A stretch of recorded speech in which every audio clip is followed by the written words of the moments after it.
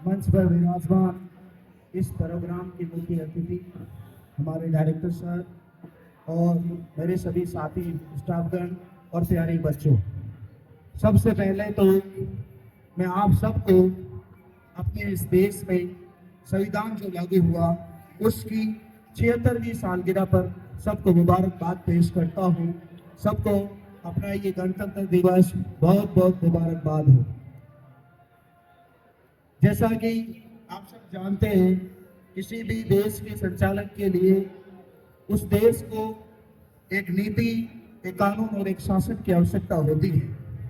इसी को ध्यान में रखते हुए तत्कालीन स्वतंत्रता सेनानियों और उस समय के नेताओं ने मिलकर यह फैसला किया कि हम अपने इस देश को अच्छी तरह से चला सकें, इसके लिए सुदृढ़ और मजबूत संविधान बनाने की आवश्यकता है। इसी के देखते हुए उस समय संविधान सभा का निर्माण किया गया, जिसमें कुल 389 सदस्य शामिल थे। बाद में 26 नवंबर 1950 को 284 सदस्य ने इस संविधान पर हस्ताक्षर कर इसे देश को आत्मर्पित कर दिया और उसके बस 2 महीने बाद 26 जनवरी 1950 को अपना देश का संविधान बनकर लागू हुआ और हमें अपने वो सारे अधिकार मिले जिसके कारण आज हम इस देश में रहने लायक हैं। 200 साल की उस अंग्रेजी हुकूमत के जुल्म से बचकर जब हम अपने देश को चलाने में आए तो सबसे पहले हमारे सामने चुनौती यही थी, देश को चलाएं कैसे। उसी शासन व्यवस्था को हाथ में लेते हुए और लोगों ने संविधान का निर्माण किया और आज हम और सब इस संविधान के कारण ही अपने देश में रचे बसे हैं। किसी शायर ने खूब कहा है वतन के बारे में,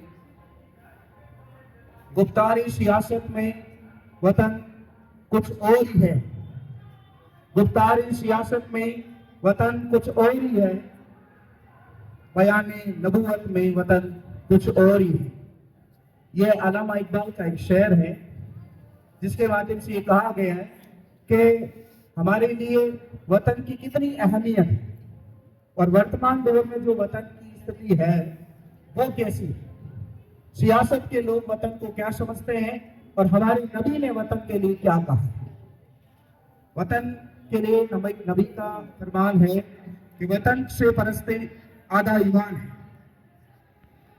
अगर हमने अपने वतन से मोहब्बत की गोया कि हमने अपने नबी से मोहब्बत की और नबी से मोहब्बत की गोया कि अल्लाह से मोहब्बत की। ये फरमान हमें दिए गए और इस तरह से हमें देशभक्ति का जज्बा और जुनून हम सब भाई के अंदर भरा। जैसा आप सब जानते हैं कि हम इन पर्वों के माध्यम से छोटे बड़े प्रोग्राम करके उन स्वतंत्रता सेनानियों को याद करते हैं जिन्होंने अपने इस देश के लिए कुर्बानी दी। लेकिन मैं आपसे कहना चाहूँगा कि साल में 2 ही दिन ऐसे आते हैं जिसमें हम उन लोगों को याद करते हैं, लेकिन इस देश में रहते हुए एक एक सेकंड, एक एक पल हमारे लिए उन देश को आत्मर्पित होना चाहिए जिसकी वजह से आज हम इस देश में रहते हैं।